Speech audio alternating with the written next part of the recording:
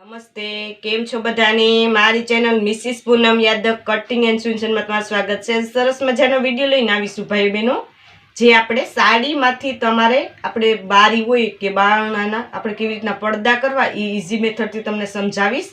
આ રીતે આપણે સિમ્પલ પડદા બનાવતા શીખવાનું છે. તો અમે સાડી લીધી, તમે જોઈ શકો છો. આ સાડી છે મારે આવી રીતના આખી ડિઝાઇનવાળી. તો આપણે કેવી રીતનાનું કટિંગ કરવું, લંબાઈ ને પહોળાઈ ને નીચે ઝૂલ, એનું કઈ રીતે અલગ કટિંગ કરવું એ તમને આજે સમજાવીશ. આ રીતે આપણી મેં પડદાની લંબાઈ ને પહોળાઈ લીધેલી છે. તમે બારીમાંથી પણ લઈ લો અને પડદો તમારી જોડે હોય તો એના ઉપરથી પણ તમે લઈ શકો. તો આ રીતે આપણે મેં એક સાડી સિંગલ જ લેવાનું છે આપણે. તો આપણી લંબાઈ છે 45. તો આપણે 45 માંથી 5 નીચે ઝૂલ માટેનું માઇનસ કરી લેવાનું, એટલે આપણે 40 થશે. તો 40 ની લંબાઈ લેવાની, બરોબર. આ રીતે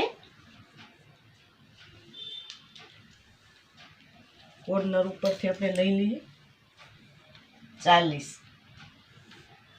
આ રીતે 40 ઇંચની મેં લંબાઈ લઈ લીધી.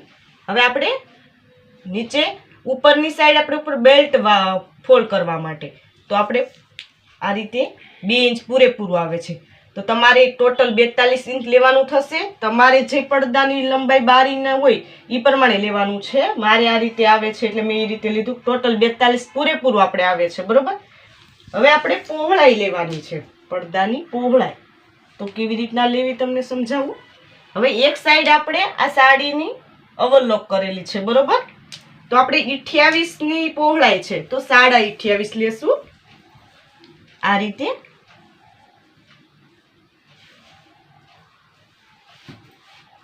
ટોટલ આપણે 28.5 લેવાનું છે. આ રીતે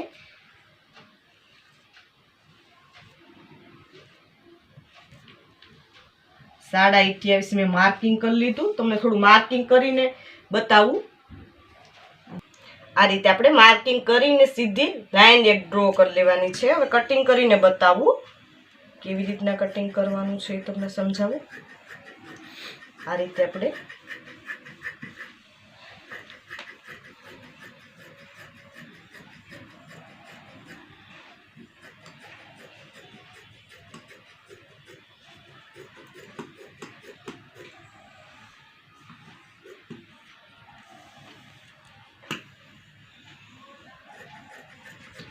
મેં કટિંગ કરી લીધું છે. આ રીતેનું કટિંગ થશે. હવે આપણે પડદાની નીચેની ઝૂલ માટે આપણે 5 ઇંચની ઝૂલ કરવાની છે. તો 6 ઇંચ, તો 6 ઇંચ પૂરેપૂરું આવે છે.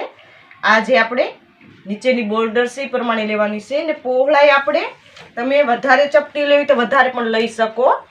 મેં ટોટલ આ ગળીવાળો ભાગ છે 60 લીધું છે, 60 ઇંચ.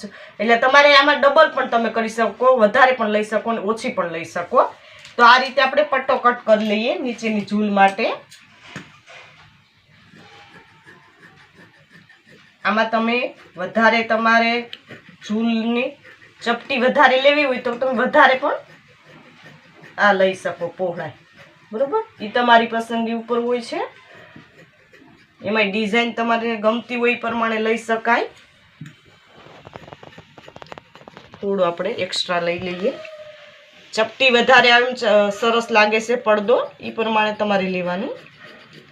આ રીતે આપણું કટિંગ થઈ ગયું છે. હવે સિલાઈ કેવી રીતના કરવી એ તમને સમજાવું. હવે આપણે મશીન ઉપર આવી ગયા છીએ. તો આ એક સાઈડ આપણે ઓવરલોક છે, બરોબર. તો આપણે જે લંબાઈ છે એમાં એક સાઈડ આપણે પટ્ટી ફોલ્ડ કરવાની છે. તો હું તમને થોડું બતાવી દઉં. એ રીતે તમારે પટ્ટી ફોલ્ડ કરવાની છે પડદામાં. આ રીતે નાની નાની એકદમ સરસ રીતે આપણે પટ્ટી ફોલ્ડ કરતા શીખવાનું છે. આ રીતે એકદમ નાની નાની પટ્ટી ફોલ્ડ થવી જોઈએ, એનું ખાસ ધ્યાન દેજો. આ રીતે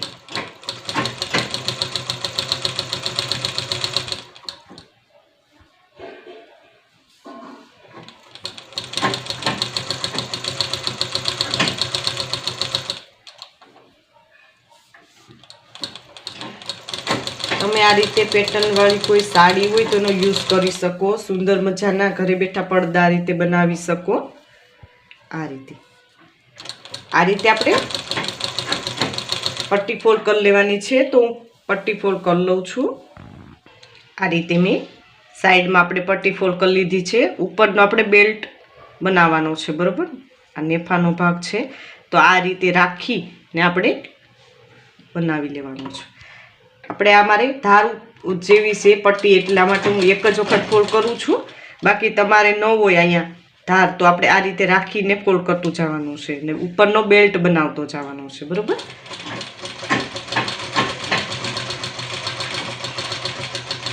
આ રીતે હું બતાવું એ રીતે એક સરખું કાપડ ફોલ્ડ કરતું જવાનું છે ને આપણે ઉપરનો બેલ્ટ બનાવતો જવાનો છે. આ રીતે જે આપણે અંદર દોરી આપણે રાખીને પડદો બાંધવાનો છે એના માટેની આ પટ્ટી ફોલ્ડ કરીને બેલ્ટ બનાવું છું.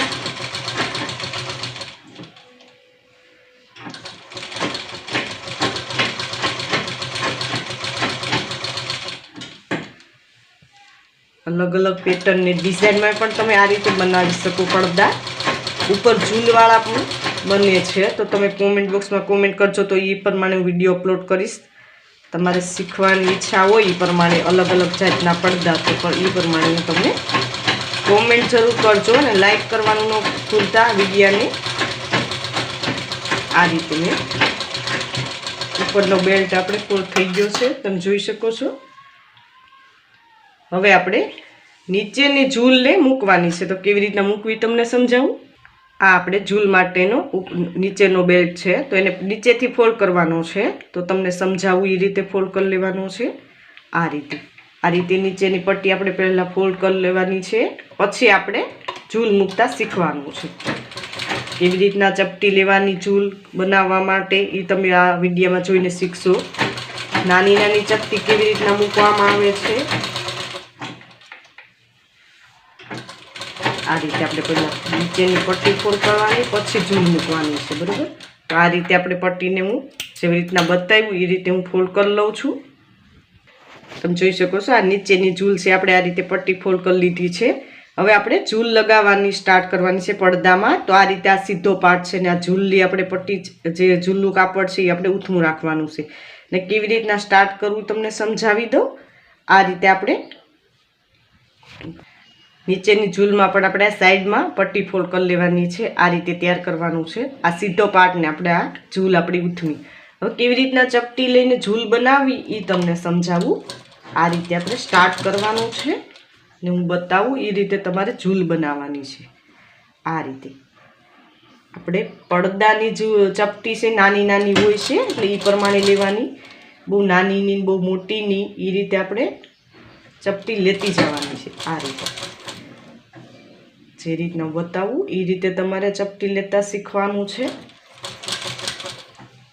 આ રીતે ચપટી લેતા આવડશે તો તમારે ફ્રોકમાં પણ કોઈ પ્રોબ્લેમ નહીં થાય. જે નાની બેબીનું ફ્રોક આવે એમાં પણ આ રીતની ચપટી આવે છે. વન પીસ આપણે લોંગ ચપટીવાળું કરીએ એમાં પણ આ રીતની ચપટી હોય છે. એમાં નાની મોટી તમે કરી શકો, પણ ચપટી આ રીતે એક સરખી ને એક સરખા અંતરે નાની નાની આપણે બાજુમાં લેતી જવાની છે. આ રીતે આપણે જે રીતના બતાવું એમાં ખાસ ધ્યાન દેજો. આ ચપટી લેવામાં ઘણા ભાઈઓ બહેનોને પ્રોબ્લેમ થતો હોય છે, તો આ વિડીયો જોઈને તમે શીખી શકશો કે ચપટી કેવી રીતના લેવી.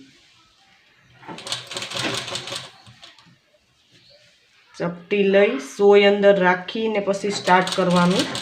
એકદમ બાજુમાં ને સુંદર મજાની તમારે ચપટી આવતી જશે.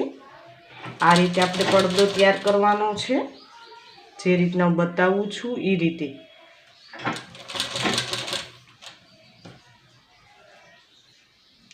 આમાં પેટર્ન ડિઝાઇન છે એનું ખાસ ધ્યાન આપજો.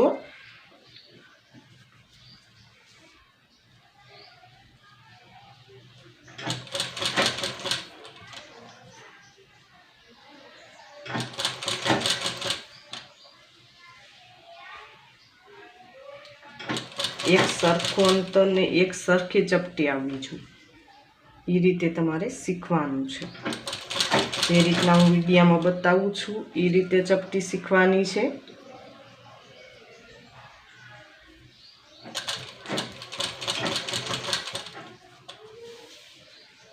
તો આ રીતે મેં બતાવ્યું એ રીતે આપણે પૂરેપૂરી ચપટી લઈ લેવાની છે. તો હું લઈ લઉં છું. તમે જોઈ શકો છો આપણે નીચેની આ રીતે ઝૂલ બનાવીને તૈયાર કરી લીધી છે. આ રીતેની ઝૂલ બનશે.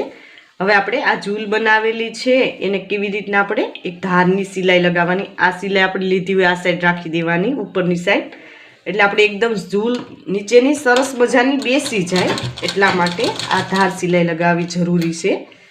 આ રીતે આપણી ચપટી છે સુંદર મજાની બેસી જાય, આપણા પડદાનું ઉઠાવ સરસ આવે એટલા માટે આ રીતે આપણે એક ધાર સિલાઈ લગાવવાની છે.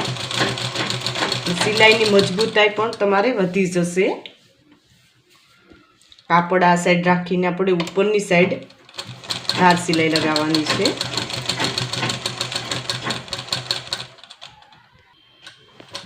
આ રીતે આપણે સિલાઈ લેતી જવાની છે.